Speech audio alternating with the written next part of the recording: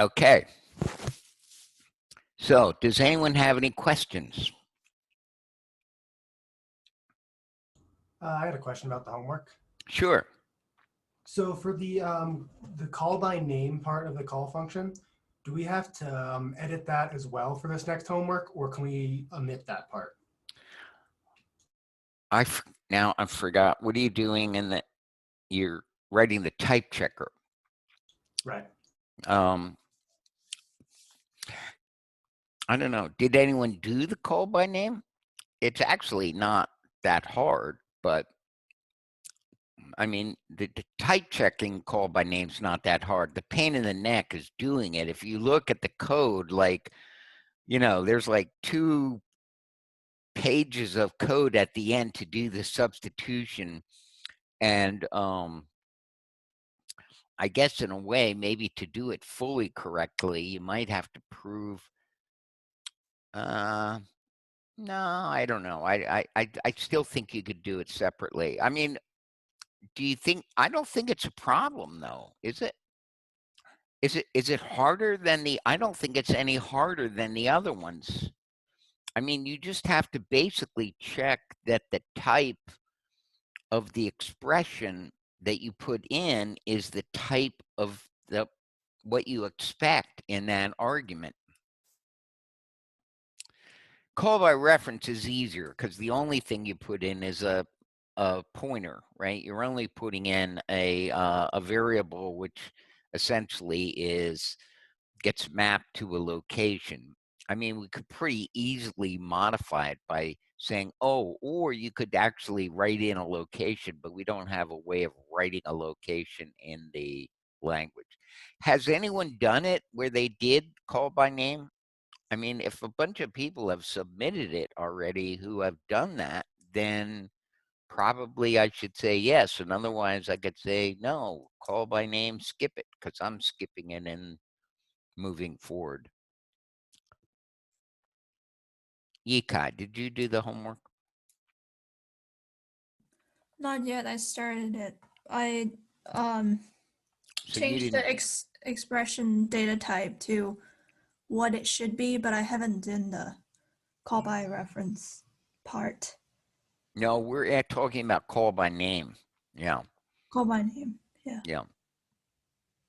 Right. So, I mean, in call by name, it's the same thing. The only thing you have to type check is that the expression in the call that's put in the call actually is an A expression. And it's the same thing for call by value, right? You got to check that the type of the expression that you're passing is an A expression.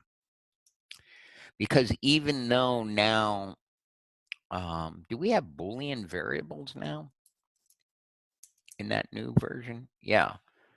Yeah. So, but that doesn't change the fact that we didn't parameterize procedures by Booleans. You could add that. It's not hard, but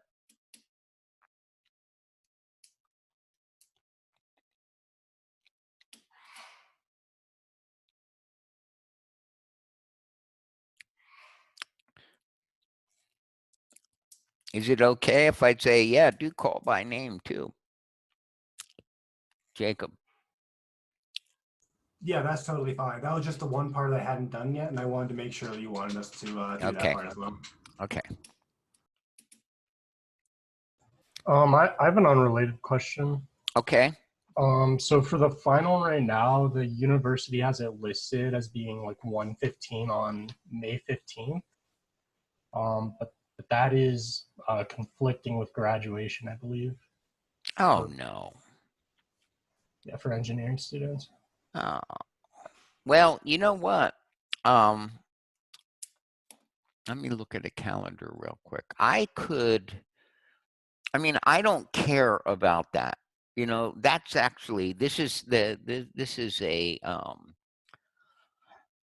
a synchronous online course. It's not asynchronous, but as far as I'm concerned, we could do May 15th. That's a Saturday though.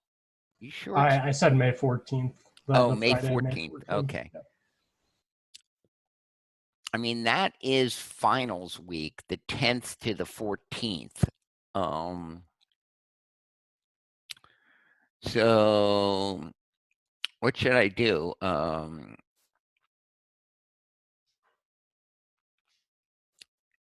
I mean, would it, and the 14th is graduation. Yeah, there's been actually discussion at this and at the college level at by the dean, and he said, yeah, they just kind of did this in academic affairs without thinking about this, and now, they said like, well, instructors that it affects, should figure out if they can accommodate it, and I'm perfectly happy to, but what if I give you, I mean, my plan is to give you like, I don't know, you had 48 hours for the midterm. What if I give you 48 hours? I would be fine with that. I mean, can I, and so what if I make it, that it's going to be the May 13th and May 14th? You'll have, like May 13th at 12:01 p.m.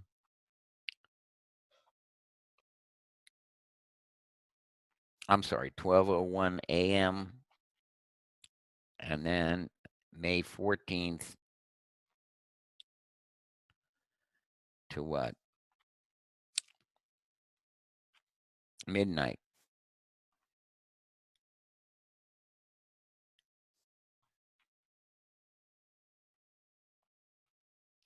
Does that sound good?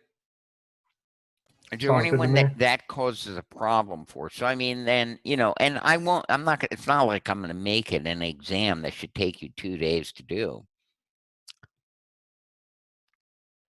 I mean, I guess I would hope that you could do it in like 2 hours. Also, I think there was a little bit of confusion. I'm basically, if I give you an exam, that's a take-home exam, you know, using the internet seems like some of you will do it no matter what I say. So then I guess everyone can do it. Does that seem fair? So you can use the internet. You can use your book. I felt like last time someone, I forget, was like, oh, can I use the book? And I'm like, well, yeah, use anything you want. Like these, but except don't ask the question on Stack Exchange, or, don't have someone else solve your problems, right? I'm going to give you problems. You can use any resources you want except for help from someone else. That you're not allowed to do. You have to do your exams by yourselves. And even there, cheating could occur.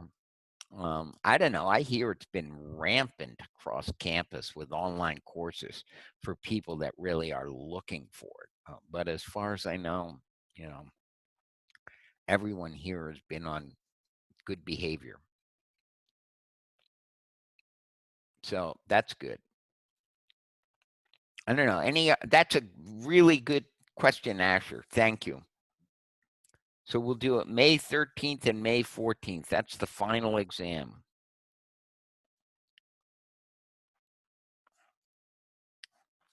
Other questions?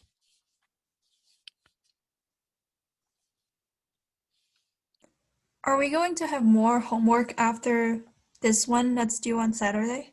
Oh gosh. I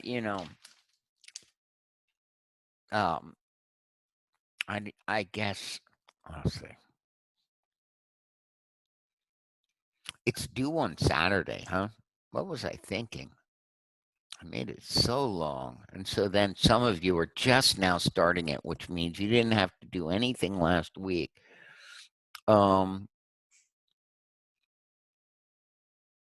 Yeah, I don't know. I might give you something short, very short, like maybe a reading and ask you to say something about it or something like that.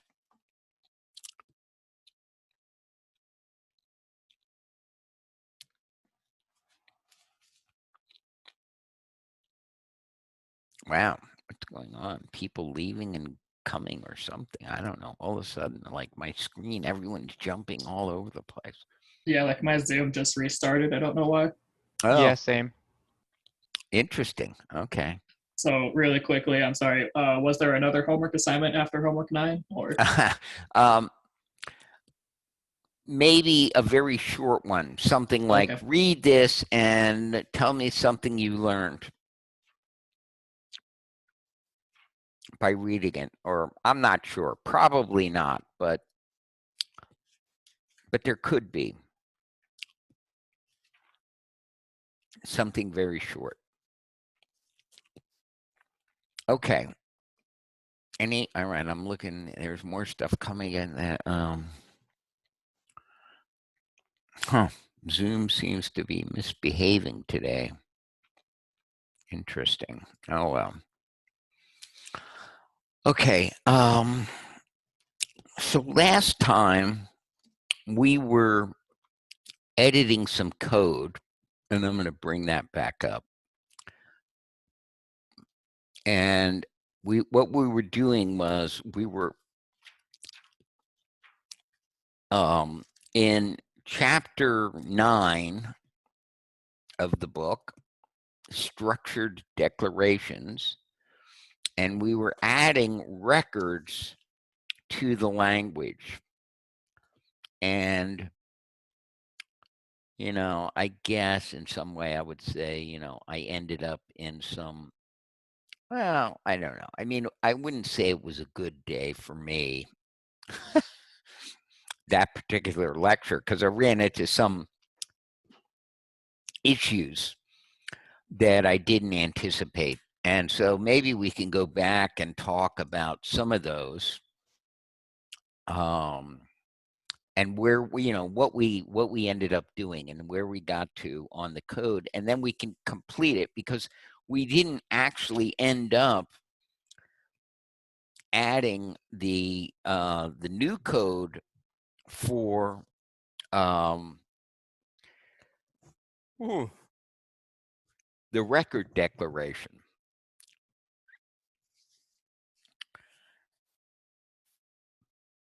But what did we do? So we added we extended the environment to have a new kind of map in it that takes an identifier and returns an environment. So it's a recursive kind of thing. And that meant we had to update env0 so that we, initialized that third environment to be empty when we in the empty environment. So this is the empty environment. And it turns out that when we use that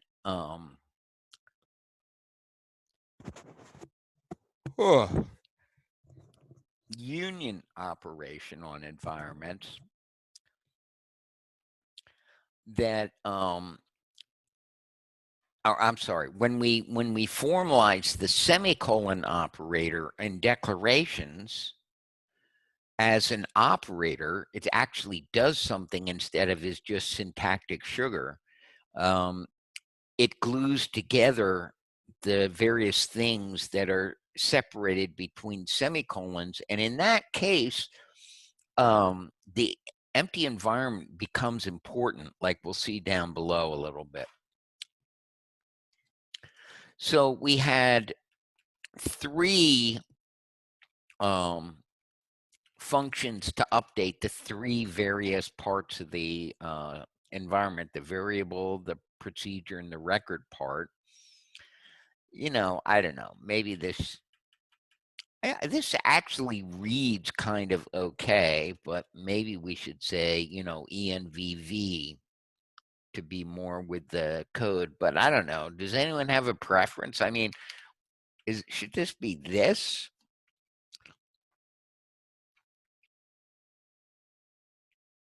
Some of you have strong preferences about this camel case naming. I mean, a number of you reformatted previous old code where I didn't use the camel case, you know, where instead of like update var, I might have said something like, oh, it's update var env. And some of you reformatted all the code I gave you to have this new style, which I guess made me say, okay, I like it. I'm going to use that from now on myself. But if you have that much preference, what about naming functions? Does anyone have a preference on this? Mine, it was more because Visual Studio Code kept on putting squiggly lines under all of it, and I got real tired of watching it. Uh-huh. Mine had Oh, that too. It would like recommend that when I was trying to look for actual errors, and it kept saying your variable names are weird. oh, interesting. Actual errors. What editor? What are you using? I'm just using Visual Studio Code. Might be a slightly Okay. outdated version, but it's not super optimized for Haskell. It just has a little bit of support. I tried to use it for, I don't know, during 3015 last semester. I ended up getting like 2/3 through the semester, and I'm just like, my brain is too old. I just have like the Emacs commands in my fingers, and I always, you know, I want to do something, and I'm also a lousy typist. So half the commands that I want to do are something like, you know, I don't know, swap words or capitalize or I don't know, whatever. Okay. So generally, no one's complaining about these names. I think in the code, they look pretty good. And then look up varloc. Now, this was, you know, in in the book. This is kind of like one of the most important. I'm trying to figure out where is it. Yeah. Oh, so this is for. There are two versions here. There's one for variables, to look up a variable name, where a variable name points to, possibly even a dotted, one of these dotted variable names, right? So this works, you know, I mean, this works even if you give it a name, you know, if you have a record somewhere and you say, okay, look up varloc and, you know, r1.r2.x.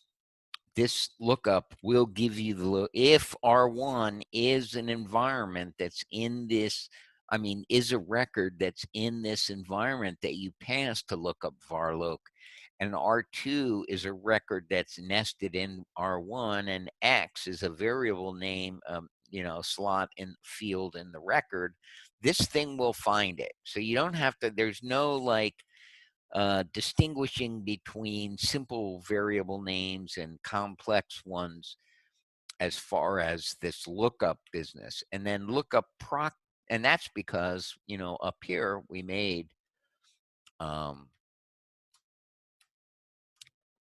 where did we do var names? And we did var names, I think, and here's P. So this is the procedure names, and X is the var names. So we've got X and P, and so these look, which are different types, and these things look them up, but they take care of navigating through many levels of maps. You know, I don't know. I don't know. You guys don't really talk to me, but it seems to me like this is a pretty cool piece of code that you can do this. And once you learn this, you could do this elsewhere. Like, you know, there could be applications where you need to build, or would be better to build something like a record structure to make your code better. And this is how you do it. Then you can, you know, use that. So this was an interesting discussion that we had at the very end. So let me just uncomment this.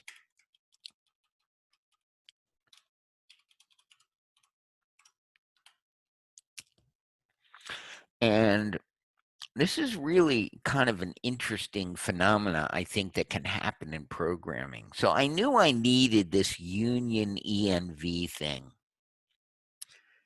And I thought, okay, maybe I'm going to need like an intersection ENV, or maybe I'm going to need, sometimes you need a different kind of union. And so this is a union that uses the union for maps. And so one thing that I did was, so this was in a way like overly abstract. So I wrote this function and then we couldn't get it to type. So I had like op1, op2, and op3 because it didn't know what to do with these. And then I forgot, who was it? Tanner maybe stayed around and said, well, wait, is there a way to fix it, and watch for a little while. And I didn't quite get it to work, but here, this now works. So this is a very interesting, powerful Haskell type, which normally I stay away from this kind of thing. Like, I feel like if I need that, then, maybe the code is less understandable to novice. And so I rarely use it teaching, but it is an interesting type, and it sort of tells you what's going on here. Like, if I didn't have this strong type, I could just say, oh, it takes an operation on maps. So, I mean, if I get rid of the ORD, right, I get rid of the for all, it says, okay, you could do it like this. This function is a function that takes a map and takes another map and returns a map. So it's a binary operator on maps. And then you apply two environments. And then what you want to do is you want to go down in there. In each of those environments, there's 3 maps. So you want to apply this function 3 times. But if I try to do it this way, when I get down here and it doesn't know what to do, because the first time so when I pass it union, the first instance of union is for the map that maps identifiers to locations. So this map is a map from identifier to location. This one is a map. And so when I use union there, but then how Haskell works is, once it figures out that, okay, op is a function like this, except where k is identifier and a is location, it wants that type, it wants op to have that type throughout the rest of this code. And so a kind of a fancy thing that you can do in Haskell is you can say, okay, let's make it so that this thing is polymorphic. And so I could say for all k and a, if k is in the ORD type, op has the type that you give it k and you give it a, and then you check that k, the type system will check that k is in the ORD type, and then it works for any of those things. So the first time it gets instantiated, it's getting the information, okay, what's k and what's a? Oh, we're in this one, it's a map and a loc. And the second time, though, it's saying, oh, it's an identifier and a 4 tuple like this up top here. And the third time it's saying A is, an environment here. So in fact, I even could leave the K out of it because the K is fixed for all these. It's identifier.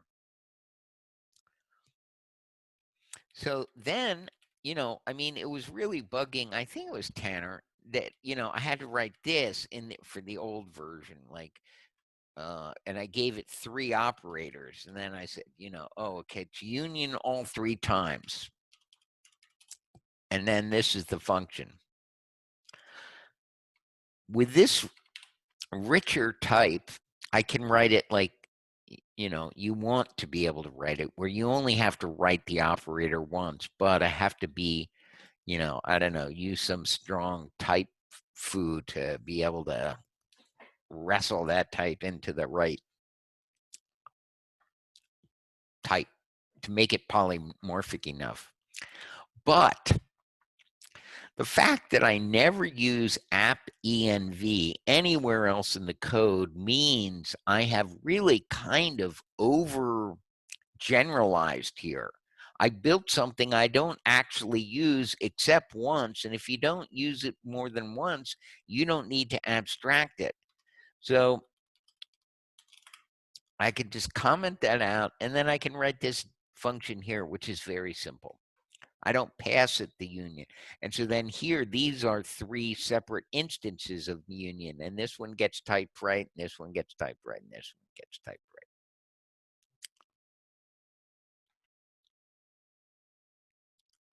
Has this ever kind of thing? I mean, can you think of a case when you're writing code where you have over abstracted, which means that you built stuff you didn't need, and then it ends up being a pain in the neck?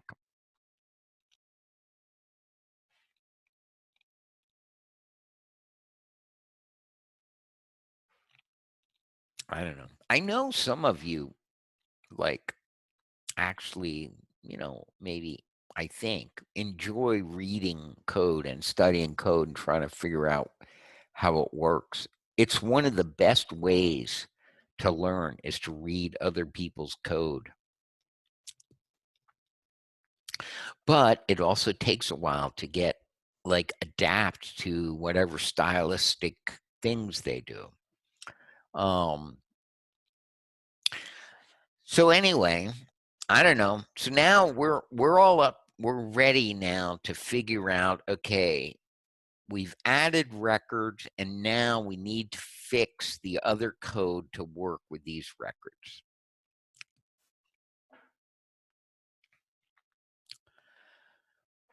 Any questions? So I feel like last time maybe I didn't have the transition roles for arithmetic.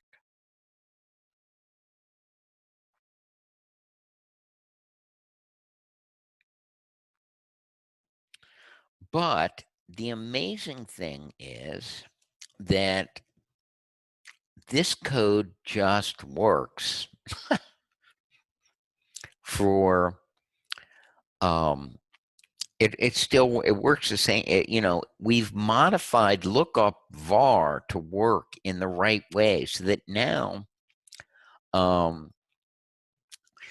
in A expressions, instead of just putting variables in, we put in, where's the definition of A expression? Here it is.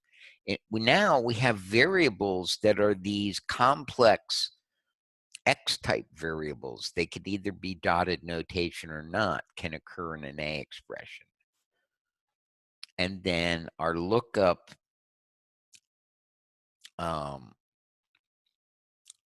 varloc handles those properly. So the fact that we used lookup varloc here and all we did was we edited the upper version to work with the new kind of variables, the capital X and not just the strings, this code works just like we had written it before. It doesn't change. We fixed this to work according to the semantics of the book for A expression by just fixing this lookup varloc function in the right way.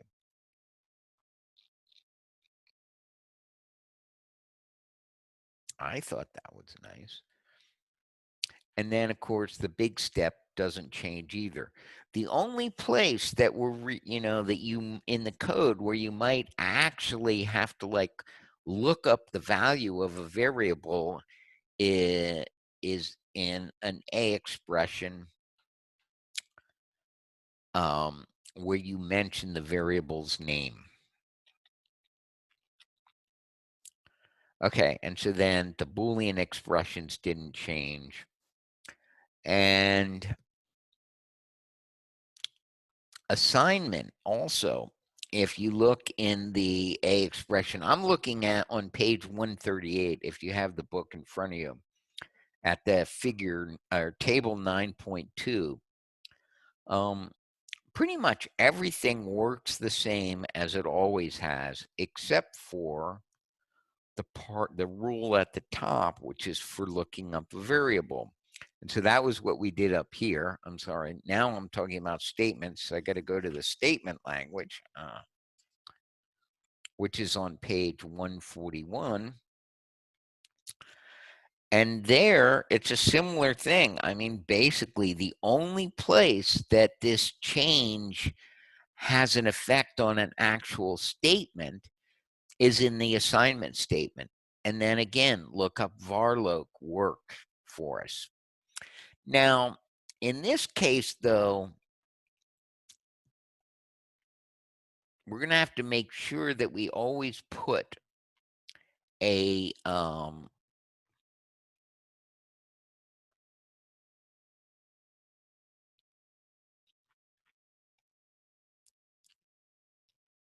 no, you can put a dotted notation there. It can be a capital X. I should look down at the rules, which are on page 141 for statements. It's the top rule. It's a capital X.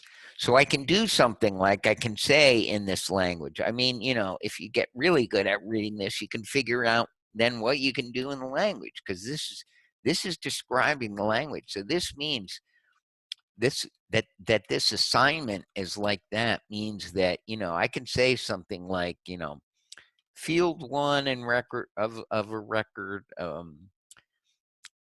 you know, here's a record, and then it, you know, R1 is a record, and it contains a subrecord, and it contains a subrecord, and then it contains a variable, and I want to set that to the value, you know, you know, well, I could reuse this and add 1 to it.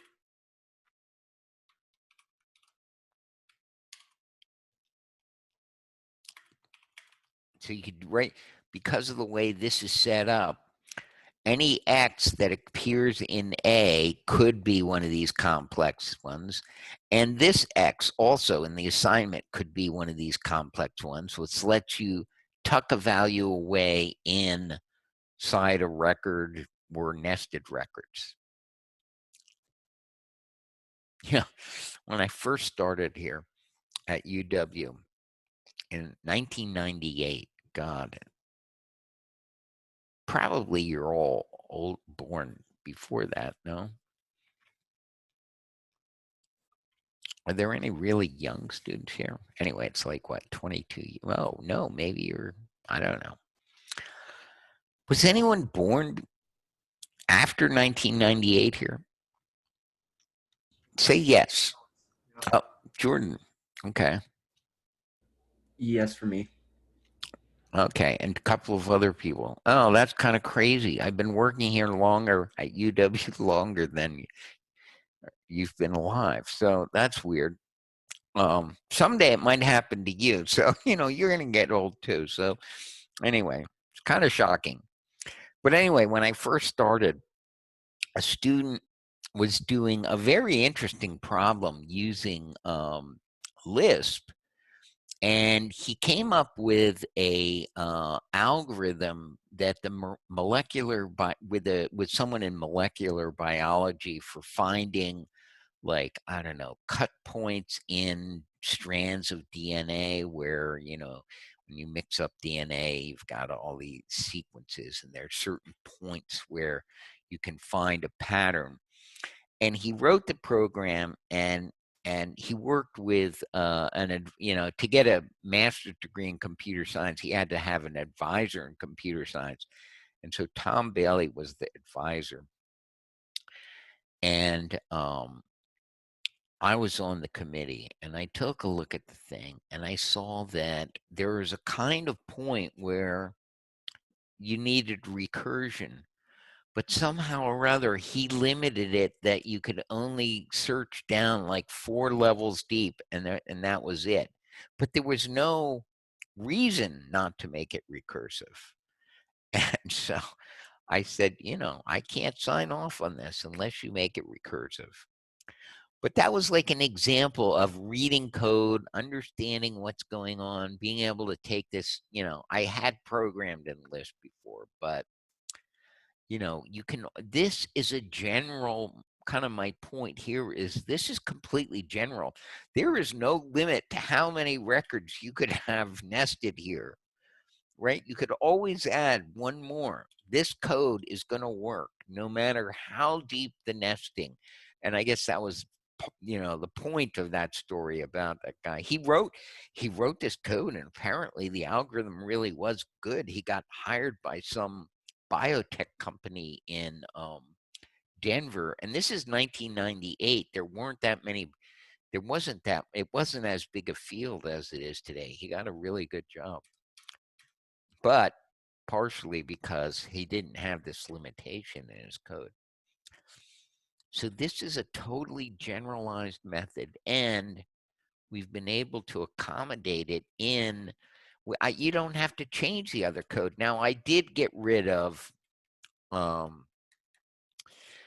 by name just because then I can get rid of all that substitution stuff. I mean, we don't really need call by name in a language like this. It's perhaps a little bit confusing. Call by value is probably better for imperative languages, but I don't know. There's a few important languages that used it. Has anyone ever heard of Smalltalk?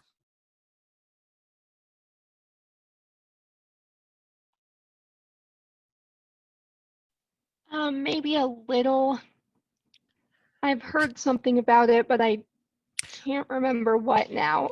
Well, it was really the first kind of like truly, I mean, maybe not the first, but the first completely object-oriented language. And it was developed at Xerox PARC in Palo Alto. And Xerox PARC was like this lab, PARC, P-A-R-C, Palo Alto Research Center.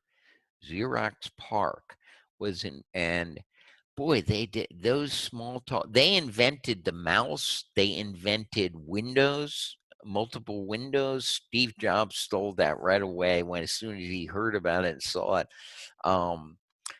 They invented so many interesting things. And Xerox, I mean, what did they do? They made copying machines at the time.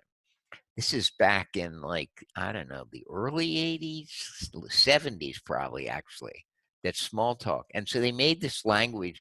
They built a computer that ran just Smalltalk, and you could do everything in Smalltalk. It turned out to not be that. There were problems. They made numbers, individual numbers were instances of number objects.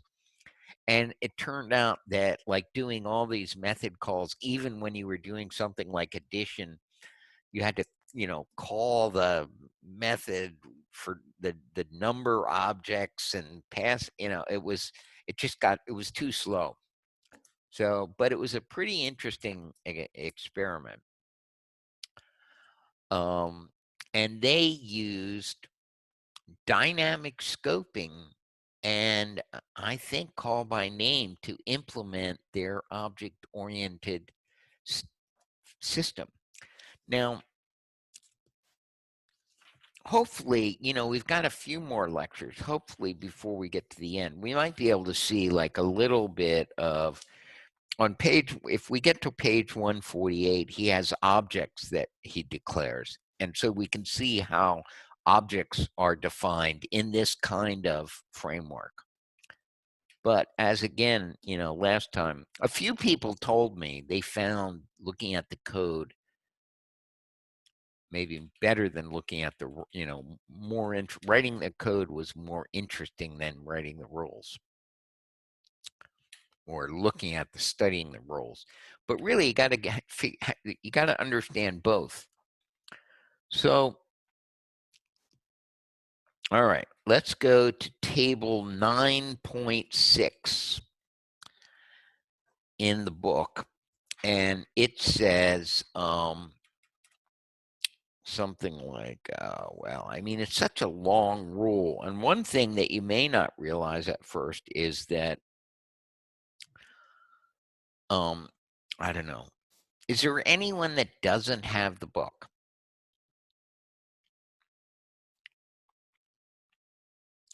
Is there anyone here who doesn't have the book? Does everyone really have the book? If you don't have the book, just tell me, because then I can do something else and show you the thing. All right, you have the book. Everyone has the book. I'm shocked.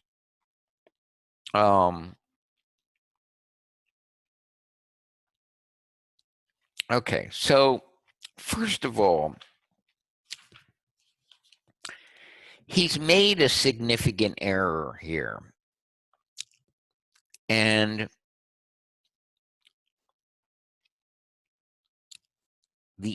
if you look at this, his rule, there are 4 lines above the horizontal line. And the first line is the updating of using DV. So we know that this is updating the ENVV part, as you see in the next thing. So this is like our update of ENVV. And what he's missing there, and he is that if you go back and you look at, I think it's on the previous page, on vardeckle, where he declares vars, which is on page 139 in table 9.3.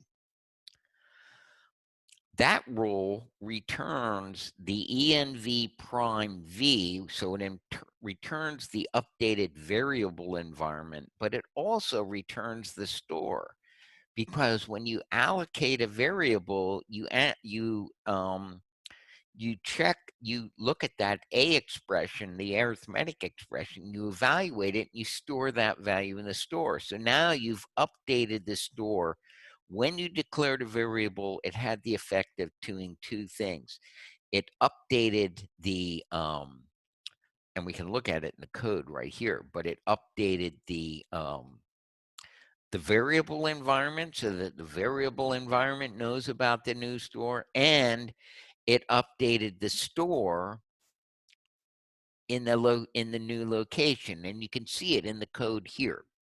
So first of all, but we've combined, in my code, I have combined, or I should say, in the 4780 code, I have to combine all the environments together. So while he's trying to figure out the minimum things that he needs and where do they go to the left of turnstile or do they get updated? For us, we really, in our declaration language, we have a declaration, an environment, and a store, and we return an environment store. But table 9.3 here shows that he also returns an environment and a store for variable declarations. Turning back to the record in 9.6, he has ENV, the top line of the declaration there for record is of evaluating the variables, which means you have to return a store. So this whole thing has to be, the type of this whole thing has to be modified. And if you wanted to still use his language where you separate out the environments, it's true. Oh no, I think it's false also that you only update because you can have a procedure.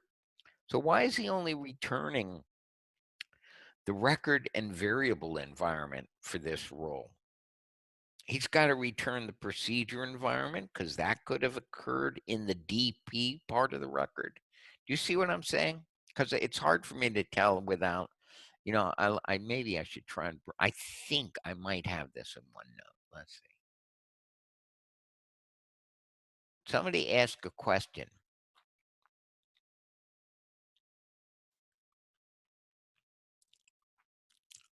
I'll tell you a terrible story.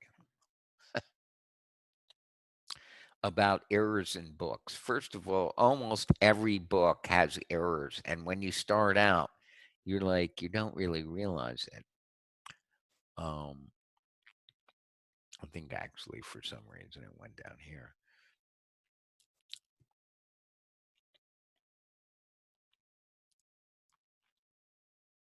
Arithmetic expressions.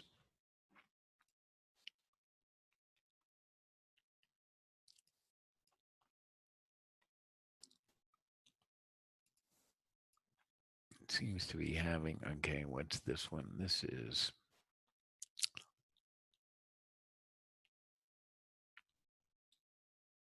the big rules. This must be statements. This is statements. So do I have records here? No, darn.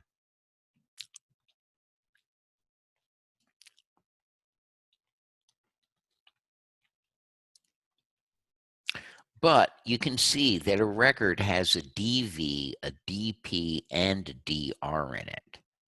Now that means that when you evaluate the DV, you're going to update the variable environment. When you evaluate the DP, you're going to update the procedure environment. When you evaluate the DR, you're going to have to update the record environment. And so the error that he has in here is, for some reason, he thought he could only needed to return the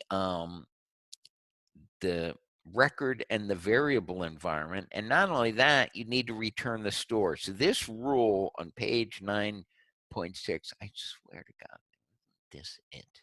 Yeah, this is it. I don't know why it wouldn't load before. Okay. So look here, he's just returning these two. That's wrong. For this one, he has to return the store, which means he has to put the store in as input too. And since the store gets modified by that rule for variable update, which is on the previous page, and I don't think I had that one in the image, did I? Oh, there it is. This one, the DV arrow returns in the variable environment in the store. So what's he doing here? He's calling the DV and he didn't return the store.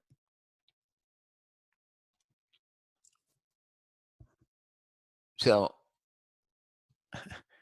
the first, I don't know. Sometimes I don't know. I get terrible reviews because people are like, why is he telling us all this history of computer science? Or why is he telling these stories? We don't want to hear them. But I'm going to tell you one anyway. Like, you're a captive audience. Oh, that's good news. You're a captive audience. So when I was first learning to program, I was taking a course in Fortran. And Fortran, first of all, doesn't have recursion in it. But I wanted to implement quicksort. And I had a book, an algorithms book that I had bought. So I only took I was in the middle of my first semester of programming, and I was like, I want to implement the quicksort. And then the only language I had access to was Fortran.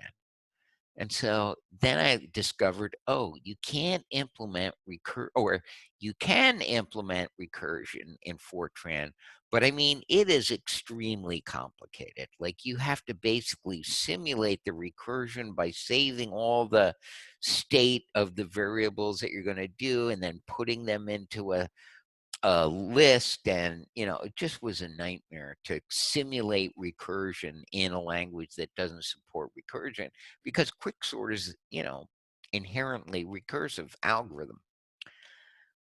And I finally figured out how to do that, and that was a nightmare.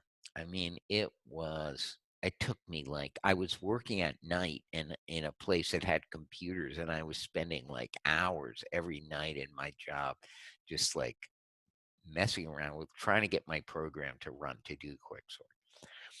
And finally, I got the recursion running, and I proved to myself that I could write a recursive program in Fortran. But then it would sort. It didn't work. And in this book, what they said was after your partition size gets a certain size, it's actually more efficient to use insertion sort instead of quick sort with the recursion overhead. So at like, I don't know, once the partition size was 10 or something, I went to use insertion sort. And so I implemented insertion sort in Fortran, which was more straightforward. But the algorithm in the book was wrong. I implemented it perfectly. It took me forever to figure this out. I mean, I worked on this for like 2 months, but it was like, a great learning experience. So I don't know. Here, but the point of that story is I trusted. I mean, I was so angry when I discovered the typo in the description of the insertion sort in that algorithm book. I think, I was tempted to burn it, but I just threw it away. I was so upset. I had spent months trying to figure out, like, what did I do wrong? And I hadn't done anything wrong. Anyway, has anyone else had an experience like that? No one's going to talk.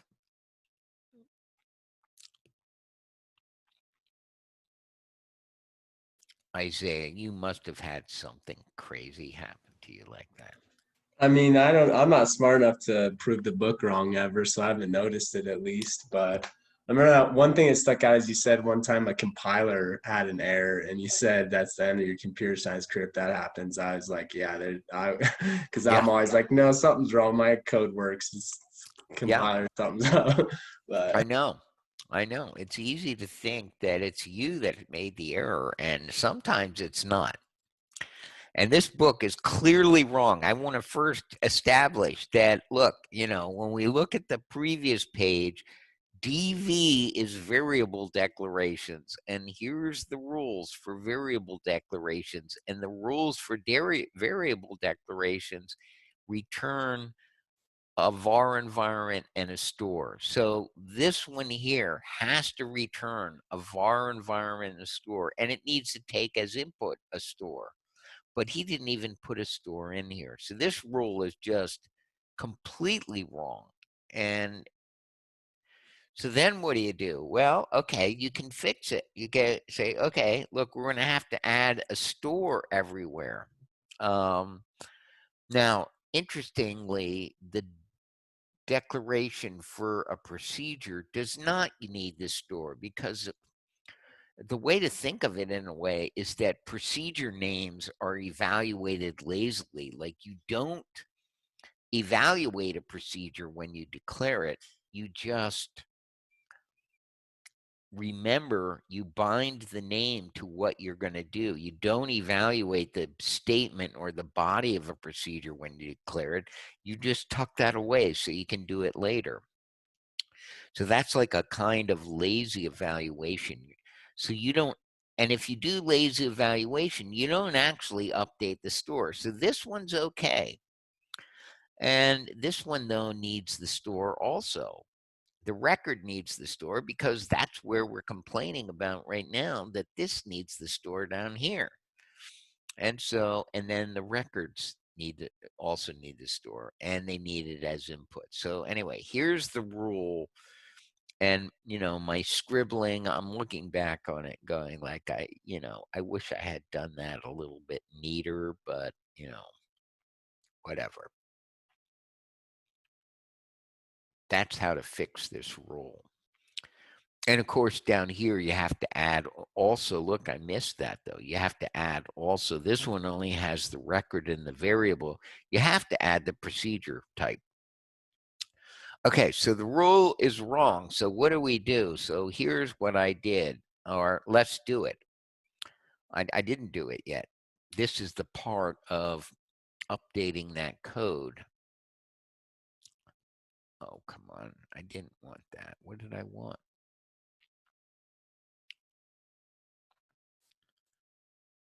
I wanted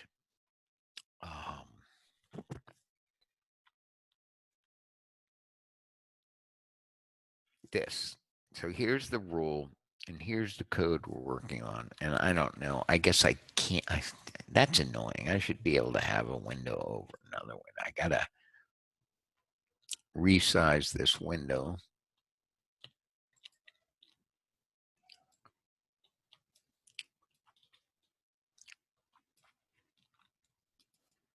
Okay. So how are we going to implement this? We've got, so I had, and this is what we didn't do last time. Let's get to here. And so we're going to, our records look like they have the name, the string record, the identifier R. And they have, then he has DVDPDR for the declarations for variables, procedures, and records. And we just have, I'll call it D. Oh, it's RE. For us, it's an E, it's an environment, right? So we'll call it E. That's the second argument. If you look here on in the text, he's got ENVR and ENVV, and he really needs ENVP. So this is one case where we're passing around an environment that, well, I'll call this D because this is the declarations. Here's the environment, and here's the store. And so what are we going to return? We're going to return a new environment and a new store. So how do we get the new environment?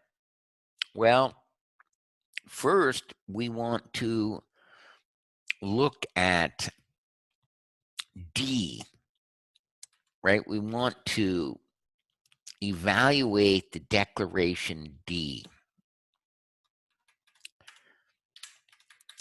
And so, okay.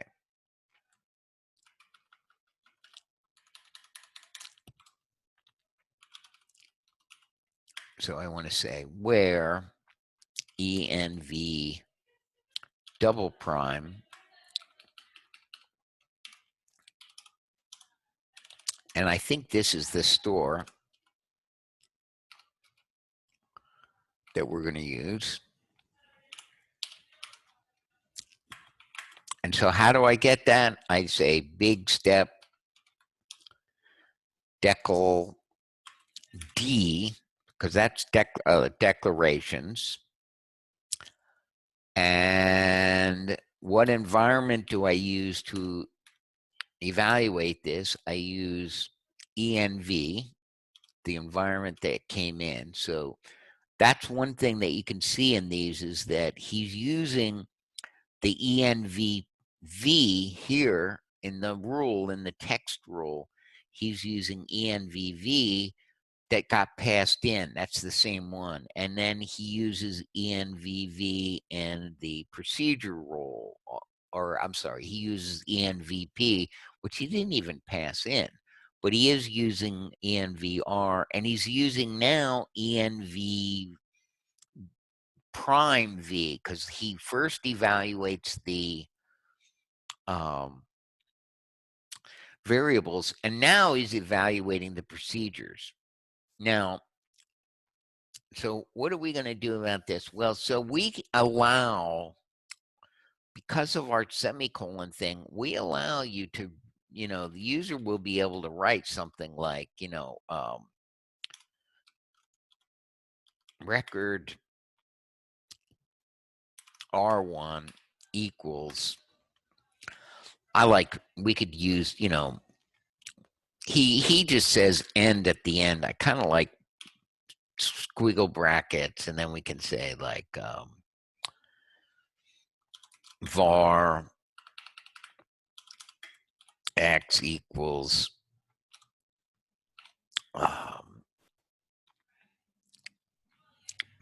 I don't know, 10. And then we can say, So now that field name is going to be, this thing can be referred to as R1.x. And this one is going to be a proc. And its name is going to be P1. And it's going to be, say that X gets the value of X plus 1. And then I could have another record in there.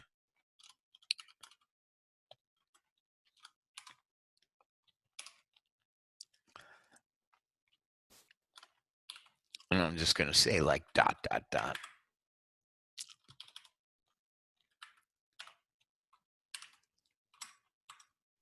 And so this. So here's what we could do with a record. Now, what's going to happen? Oh, and then I could have another declaration down here of like, you know, well, maybe I might want to have like a var declaration first.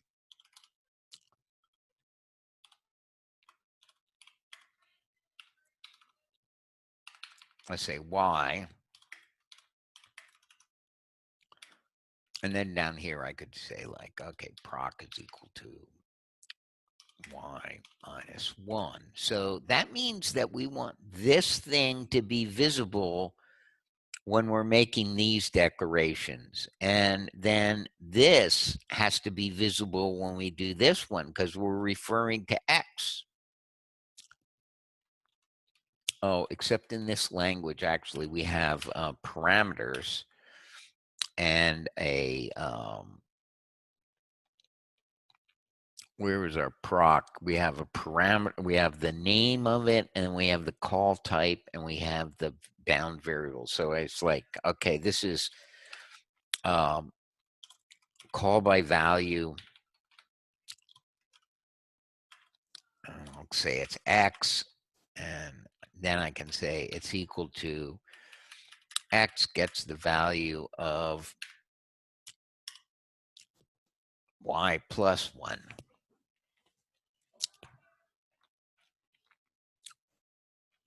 Okay, so records can look something like this.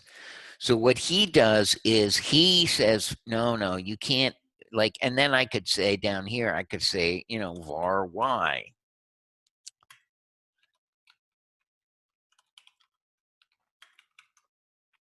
Right? And then I could have down here a var y.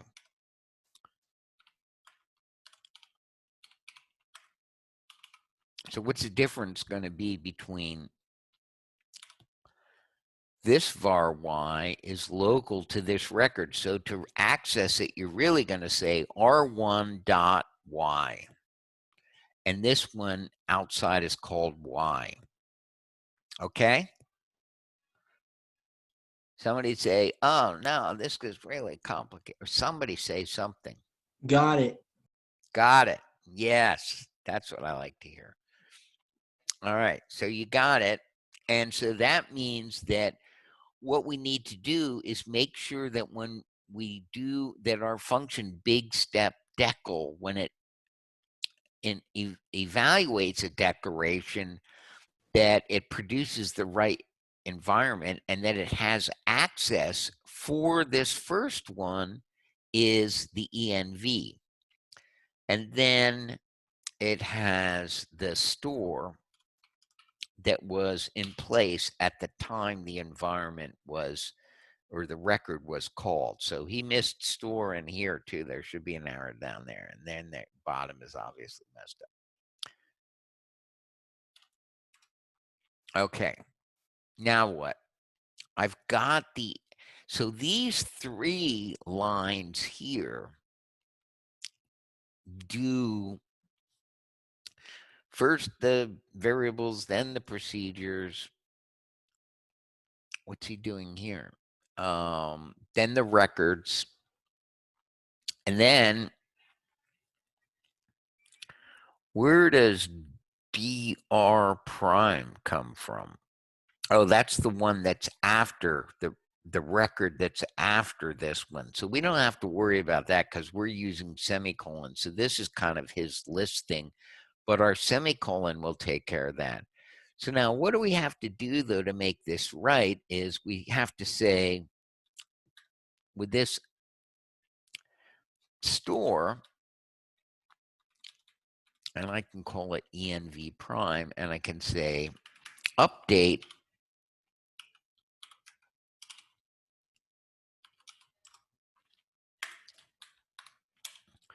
record environment is a function that we have.